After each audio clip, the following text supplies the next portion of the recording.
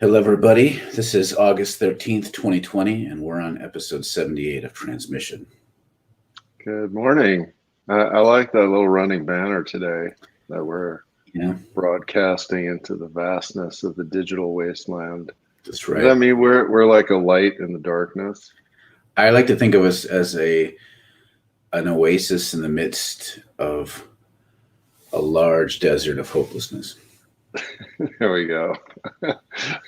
It's like giving vitality to those dying of thirst. Yes, very nice. Mm-hmm. Hey, actually today is an exciting day for many reasons, but one of them is that we got our first donation. So Nice. I don't know if I have permission to broadcast who it was, but they know who they are, and thank you. It's great. I really appreciate that. And so we're closing in on our 12 million. I mean, the difference between 1 and 12 million is smaller than the difference from 12 million to a billion. So that's close. Yeah, that's actually not true, but it sounds good. You know what I mean? Like, yeah. So I mean, it's true enough. It's true enough. It's like a COVID conspiracy. It's true enough. QAnon. Oh, you said what it. Is, okay, I just said QAnon. Like, we're going to have to talk about this at some point, but I don't even. I've avoided learning about it, but I want to know what's the Q in QAnon? No, we're not going to get sidetracked on that today. We're going to have to do another one. We're going to focus on Jerry Falwell Jr., pants, body shaming, COVID, climate change, small hands, everything. So here's the story. Jerry Falwell Jr., the now sort of ex-president of Liberty University, taking a forced break. Yes, a forced break. Decided to post this video and then some still shots of him having this very weird kind of party on some boat, including all these pictures with women who are not his wife, cuddling with him, putting their hand on his thigh, and then one with his pants unzipped, and her pants were unzipped. And, so this went crazy on the internet, and and he had to take a leave of absence. And, the issue, of course, is not that this party is such a big deal in and of itself. I mean, if one wants to have those kinds of parties, it's fine as far as I'm concerned. My biggest concern is that he has a yacht. Like, that's not. Well, yeah. I mean, there are a lot of people that have yachts too. But anyway, we could circle back to that. But But the issue obviously is sort of the gross hypocrisy of all of this, because he's part of an arm of Christianity that does a lot of body shaming, purity culture. Sex is bad. You're only supposed to touch your wife. Which is what our great vice president is always talking about. He seems to be terrified of being in rooms with women that are not his wife. Mm-hmm. And so it's then, of course, this big scandal that he's out kind of doing this stuff. And but really the bigger issue here to me is, how do we get to this place where we kind of hate our embodiment? I mean, that's I think, to me, the way of framing this bigger issue is that we have these bodies, and this is also the great paradox of Christianity to me in this, is that we talk about this as this incarnational religion, right? That God bothers to come in the form of a body, right? I mean, we could say, well, if God hated bodies so much, like, why didn't God just sort of float down, as a little floofy, ethereal thingy? But we have this incarnational faith, and then we have spent much of the 2,000 years since then trashing our embodiment, and it's weird. It's weird. Like there's nothing intrinsic to the core stories of Christianity that would lead towards anti-body. Of course, within Western civilization and philosophy, there is, but it's like weird. Like, so you look at Buddhism, which isn't somehow intrinsically more embodied when it comes to its core stories, but you have all sorts of body practices, contributions to martial arts. Like there's not that I'm big into martial arts, but even like in the Western tradition, we don't have a huge martial arts thing that's connected to our spirituality. It's just this deep disembodied thing, except for we start talking about bodies when we talk about sex and in a negative way. So like this is so this thing with Jerry Falwell Jr. and we were talking about this beforehand. Like I get it's totally legit to call out hypocrisy, but some of the comments kind of went into this. Like it's kind of the comments I see like when people want to mock our president, where they point out his orangeness, his fatness, his small penisness, his small handsness, or like when you find out that certain Congress people who are closeted homosexuals, and so then a lot of the things, instead of calling out hypocrisy, it's about it gets into homophobic shaming. There's this like even when we're trying to be above board and people who claim to be body positive engage, like we want to use bodies as a way of insulting and shaming. Yeah. So with Jerry Falwell, like I saw comments about how fat his stomach was and how gross he is. I'm like, that's not the issue. I actually, personally, like, I'm just going to put this out there. I think he's kind of a handsome man. So it's a shame that he's such a shitwad. Like, he's got charisma. He's handsome. Like, that's okay. That has nothing to do with whether or not he's good or bad. Right. Nothing to do with it. And even if he wasn't, again, I mean, that's not the issue. And it's not the issue. Like, we don't, why use his appearance as a way of insulting him? Well, but that's the thing, and that's what we do all the time, right? Yeah. And so, people, this is the great weirdness about our relationship, is that on the one hand, we're constantly getting these messages that our bodies are bad, that sex is bad, that, all of this stuff is bad, masturbation is bad, all these things are bad and negative. Mm-hmm. But then on the other hand, there's this message that you have to have the perfect body, right? And you constantly have to focus on your body, and you constantly have to work out, and you constantly, and if you're a woman, of course, it's just brutal. I mean, I was saying beforehand, I recently just learned of this whole thing about how women feel like they can't take a poop somewhere.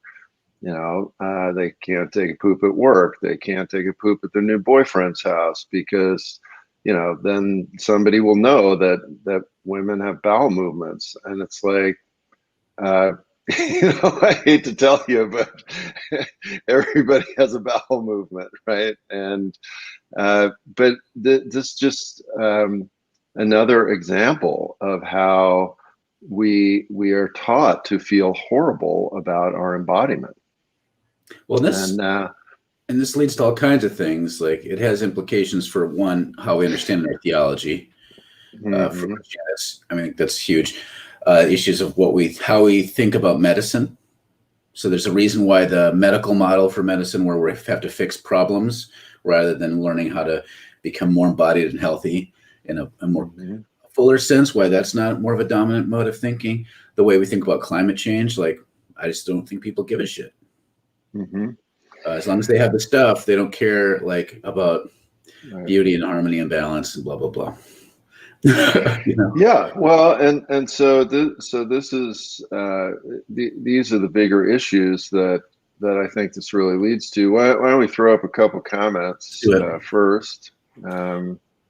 Oasis sounds better. I'm assuming you're not talking about the prog rock band. Wait, no, Oasis was that 90s retro second wave British band. Yeah, we're an oasis in the desert. We are an oasis. And we're very truthy. And we're truthy. Ron writes, Chaplain is so glad for your work. My wife's uncle, Theodore Epp, founder of Back to the Bible broadcast circa 1952, would so endorse your work.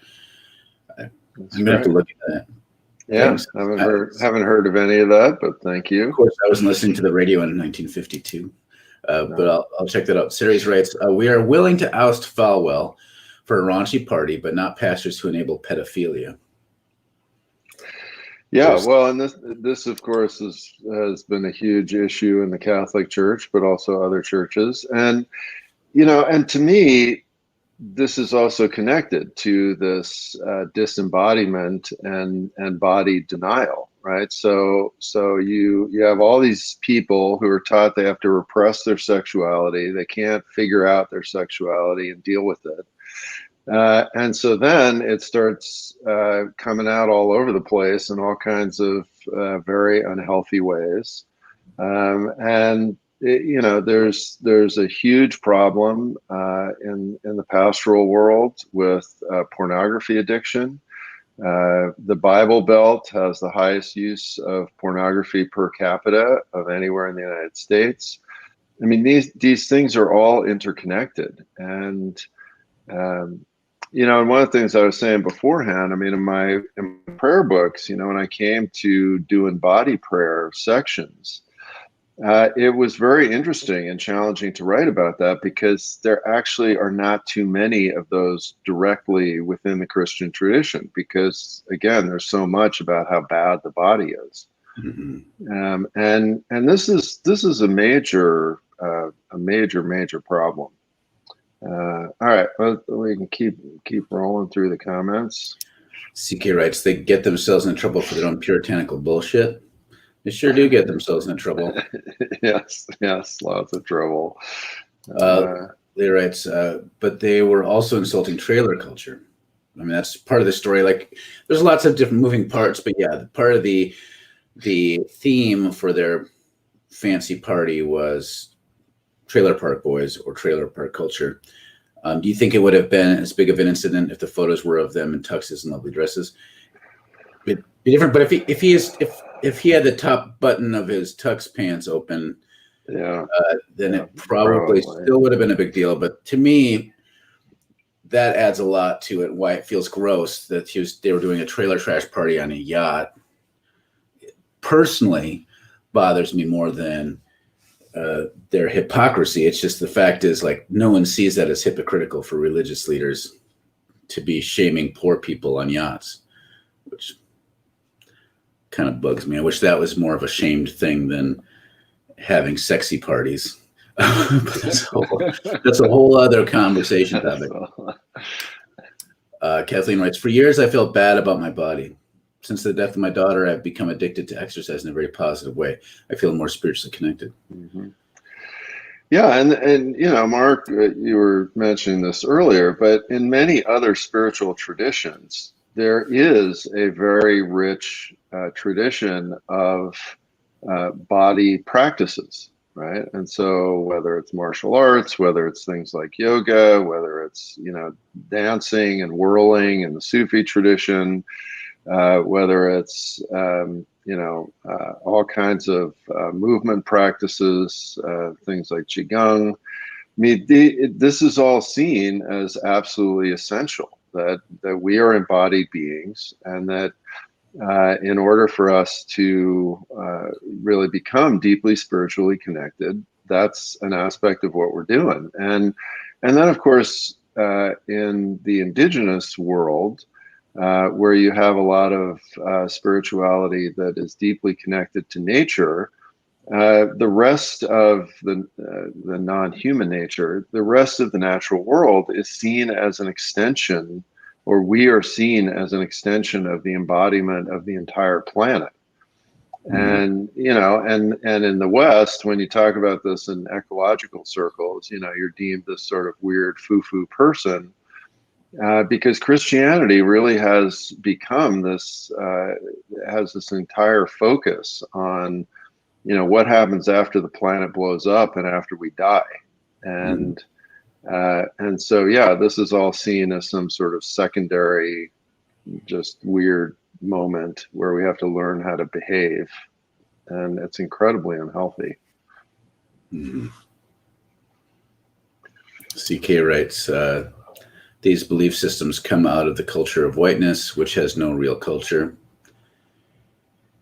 Yeah, I mean, I think whiteness is a huge contributing factor. I mean, we learned it from an ascetic sort of Christianity, but then supremacist culture has to create a bigger distance between ourselves and the land so that we're somehow up here, and then the people we oppress are almost more down here.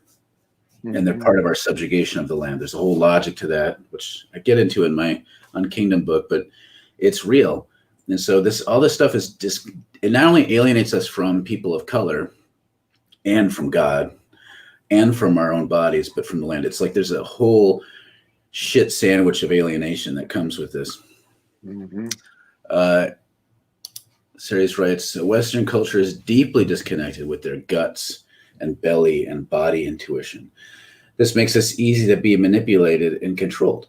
It also makes us sick to the point of past repair and recovery. Yeah, I mean, it's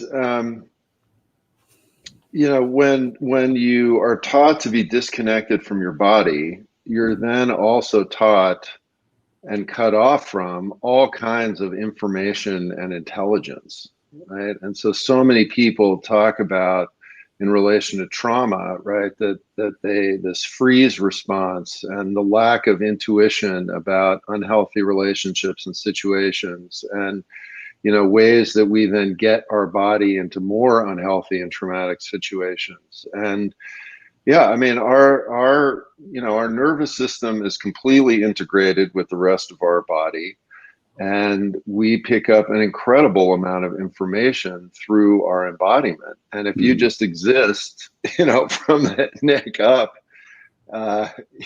you're losing an incredible source of wisdom and information. And yeah, that's going to lead to all kinds of sickness, trauma, unhealthy relationships, and then very unhealthy policies. And, and then when a pandemic comes along, you're going to be like, well, I don't care if everybody gets sick. That's just my embodiment. Maybe it'll make Jesus come back faster. This reminded me, I'm just curious if anybody knows. Remember that guy who was going to get a head transplant or a full body transplant? Yeah. Whatever happened to that? I don't know. This is another one of those examples of like. Yeah, I don't think that happened. I don't think there was. We would have heard about the surgery one way or the other, I would think. But this is from Catherine. I recently listened to a comedy podcast called Sunday School Dropouts, where two atheists live reacted to the whole Bible and then to a bunch of apocryphal, mostly Gnostic texts. The body and sex hatred in many of the latter was surprisingly, ridiculously intense. Do you know more of the history here? Yeah. So there are a lot of Gnostic texts and Gnostic Gospels. And interestingly, one of the common themes in there is that Jesus did not have a real body, right? So there's a whole set of texts where Jesus floats above the ground, the notion was that he couldn't really have had this real body because real bodies are bad. And really what is best, and there's this whole strain of Greek philosophy and thought where, what is best is our disembodied, ethereal, thoughtful selves. And the whole point is to get out of and escape the body. There was a lot of that going on in the early Christian communities. And again, what's interesting and paradoxical is that those texts and that approach was sort of ruled as heretical by a lot of these councils. And they wanted to say, no, Jesus actually was fully human and had a fully real body. But then we go ahead and trash our bodies. So it's very odd. Julie writes, body shame is fodder for cosmetics, plastic surgery, and how many other industries? Oh yeah, billions and billions of dollars. Food industry, clothing industry, all sorts of stuff. Patricia writes, porn ruins so many relationships and marriages. At premarital counseling, as pastors, we have been taught to take the man aside. And as what percentage of you are viewing porn? We assume all have partaken. Yikes. Yeah, I mean, the whole pornography thing is incredibly complicated in a lot of different ways. And I think that in terms of this particular conversation, what I just want to highlight is the same issue of secretness and disconnection, right? So that for a lot of these pastors who are addicted to pornography, they're in situations where what they are teaching and what their churches are promoting and what their theology is that doing this is not okay, right? And so they're having to do it in secret, and they're in their offices with the door locked, staring at porn all day. There's not an open consent thing going on with their spouse. Their spouse doesn't know about it. Their spouse finds out because they look at their history on their computer or whatever. And so that's the issue as far to me, as far as this conversation, is that it is this denial disconnection thing that we clearly have this body that is awesome and that we want to connect with in all kinds of ways, but that we're told that it's fundamentally bad, and that's what gets us into a lot of trouble. Well, it ties into this deep assumption that people tend to have that Christianity or true spirituality is about denial in general, not just physical, not about fulfillment. And I've been in all kinds of arguments. Like, I'm not some sort of hedonist, but to me, it seems very clear that Jesus calls us to a deeper fulfillment. And so I pointed this out. There's a great little book by Dorothy Sola called Beyond Mere Obedience, where she talks about Jesus coming and embodying fulfillment more than just mere obedience. This idea of subjugating yourself to something that you obey. And I pointed this out, and I got progressive ministers dumping all over me about this because they believe that there's a selfishness to that. And I'm like, okay. Your true self needs to find fulfillment, and there's stuff that gets in the way. And calling that fundamental fulfillment of your deepest self selfish in a bad way is at the heart of this. And so part of the reason things that are more pleasurable, we tend to instinctively want to deny. And so that contributes. That's right. I mean, there's this whole theology that, it can't be Christianity unless it hurts. And I mean, that's just completely nuts. I mean, Jesus wouldn't have healed people of all of their problems. He would have given everybody leprosy and horrible diseases. It would have been the opposite. Julia was co-signing what Siri said earlier about guts, I think. Ed writes that the chakras are important. Right. Yeah. So for those of you who aren't aware, the chakras are a whole system that comes out of Ayurvedic medicine, which is the South Asian medical tradition. And the idea is that there are these 7 points on the center line of the body. And each one of those points is an energy center that kind of oversees different functions and balancing those different energy centers and having a good energy flow through your body and openness is important to health.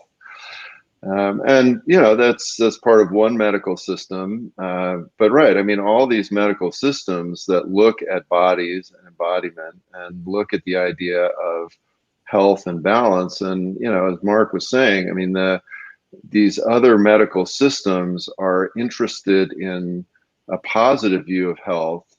We tend to be looking just much more at curing illness, and let's not really talk about what is healthy in the West. And that's directly connected to all of this. Kathleen writes, I thought we were all going to clone ourselves. Whatever happened to that? I've got my clone in my basement. No, they're working on it. They're working on it. So strange. Katie writes, I think there's a whole issue about humor being weaponized too, and unhealthy humor, which binds people together. In crowd humor acts as a defense, dismissive and patronizing. UK politicians really bad for it. Posh boys, private school clubs with terrible humor. I think linked to stiff upper lip, shame, and inability to talk openly about body issues or any uncomfortable topics. Yeah, no, that's a great point, and sure, I mean, we talk about like fart jokes, right? And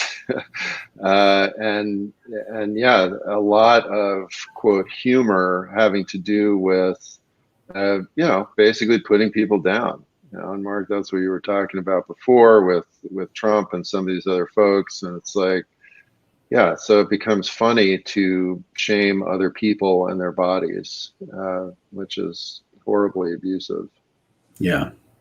And it's again, like, it's not, when people make fun of Trump for being fat and having a small penis, which I hear a lot, or being balding, it's not that I like want to defend him, but I'm chubby and balding, and maybe I have a small, like that sort of using those things as funny topics. It's just, it just shames the sense of embodiment that a lot of us have, because a lot of people look like Donald Trump, and that doesn't mean that there's anything wrong with him. Series brings up C.S. Lewis, which I find fascinating. Touched on something. C.S. Lewis said that the problem is that we told people desire less. I think it's from God in the Dock, where he says, like, our spirituality is like we're children playing with making mud pies because we cannot imagine a holiday at sea, I think is the part where he talks about that. And it's this interesting, I have a love-hate relationship with C.S. Lewis, but there's this whole tradition of Platonic thinking that sees spirituality as an intensification of our embodiment rather than a pulling away. So I always get defensive when people are like, it all starts with Platonic thought. No, there's multiple strands of Platonic thought. He has this thing from The Great Divorce where people escape hell and they get up to heaven, and then the grass in heaven is so real that it cuts their feet because they're less real. So I think it's important to think about this, like, this spirituality should not be about getting away from desire, but rather getting in touch with our deepest longings and our truest desires, an intensification of that. Yeah. Well, and also being present to our desires, right? I mean, that's the other thing about this body business, right? There's this sense that, oh my gosh, if I admit I have a sexual desire, I'm going to run out and, jump on top of the nearest person that I see.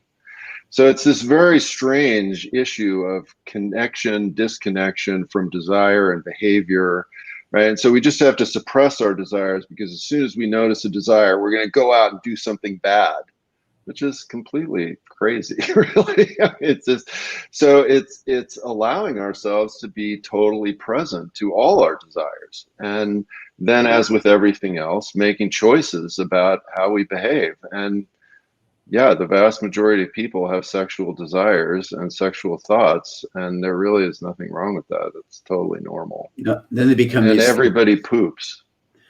And and then sex and other pleasurable things, even pooping, which can be enjoyable. Let's just be honest. Like, we end up stifling that and then treating them like these discrete criminal acts. So the idea of like, oh, I shouldn't poop and I should do it quickly, and like make sure there's no evidence that I pooped. Or sex is this thing I go and get it out of my system, instead of like, what if sexuality was really prized in our Christian tradition, so that it's like, let's figure out the best ways to do that for the maximal pleasure and the greatest human interconnectedness.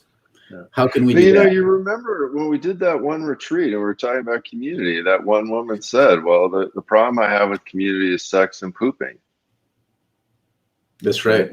Yeah. Like, if you're in community and living near people, they will know you have sex and you poop. At the same time, or? I don't know. But whatever. Anyway. What you like. Let's keep rolling with the comments. Jesus talked about abundant life. To me, that means we're supposed to enjoy life.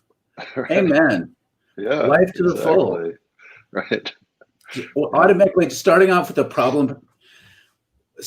this deep suspicion of enjoyment is really toxic in Christianity. Yeah. And so you have all these people that are just, I was taught to just suppress any desire I have in general, and so that I can then focus on God as though these things are separate from God. And it just causes people just to really have pathologized ways of thinking that are really toxic and harmful to them and others. Dan's new Jesus. Whoa, no, I can't heal you. Are you crazy? But here's a free hair shirt. Right, exactly. Hair shirts. That's good. We need to bring that back. That's a weird tradition. Catherine writes, similarly, I've experienced even some progressive Christians being really legalistic about what healthy relationships look like, claiming that being married is the key criterion. Rather than enthusiastic mutual consent, equal power, or other signs of relationship health, and ignoring the fact that marriage is not the financial or emotional healthiest option for many. Right. I'm married. I'm for marriage, but this idea that marriage make things amazing is like this one of these weird evangelical lies. I mean, there are myriad, like I could look to all kinds of unmarried couples or thruples or different kinds of arrangements where there's more honesty, integrity, and mutuality and love than probably I have with my marriage. And we did marriage the exact perfect right evangelical way. We met at Bible college when we were 14, engaged at 19, married at 21, and we've been married for 23 years. And the fact that we're covenanted together in a marriage isn't the thing that determines the health of our relationship. Right. It can be a factor, but it's not some sort of slam dunk because of marriage. Right. And the things, Catherine, that you're talking about here are transformed relationship as a spiritual practice. And that's right. Yeah, I mean, whether or not the state is somehow involved in some kind of something, or even the church is involved in some kind of something, doesn't necessarily have anything to do with any of those things. No, part of the whole idea of marriage, like as a sacrament, is that you have a community of support. But people get married in churches all the time, and their relationships are isolated, and they don't have supportive community.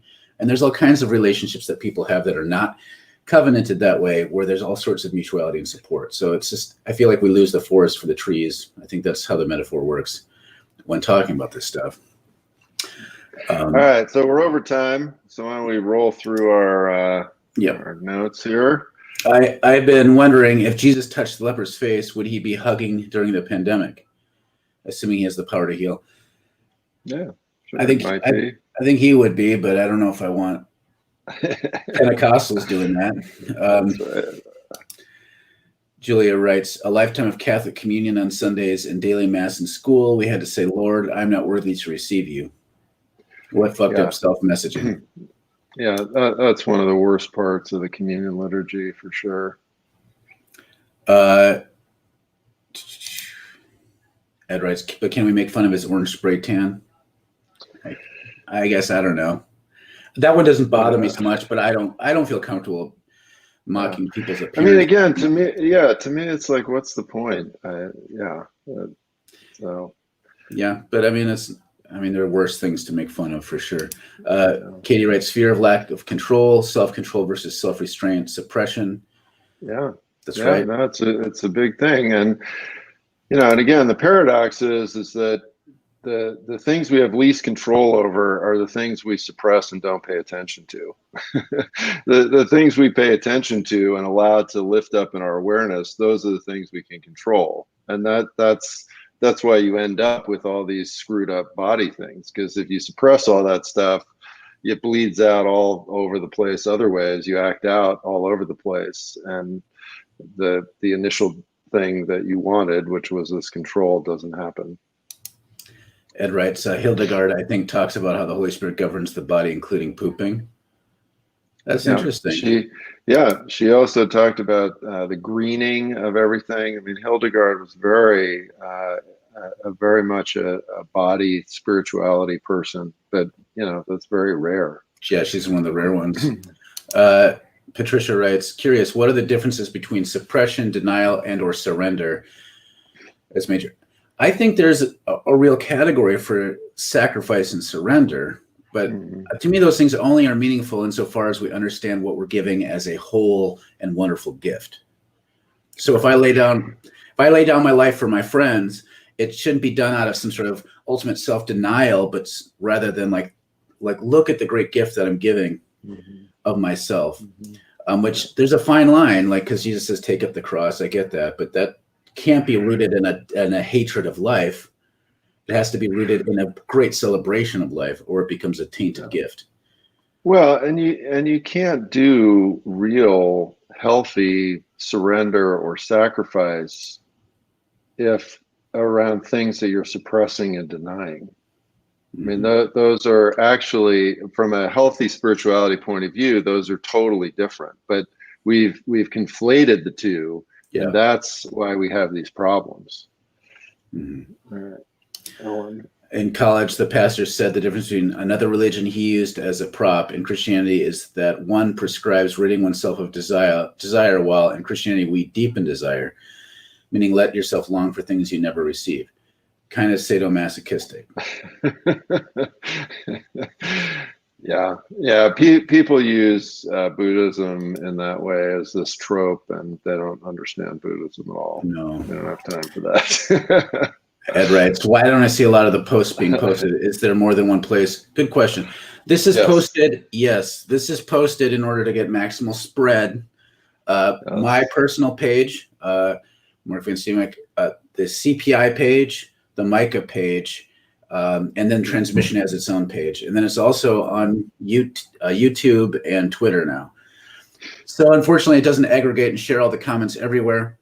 We try to pull up all the comments here that are more than just like thanks or yes kind of comments. Right.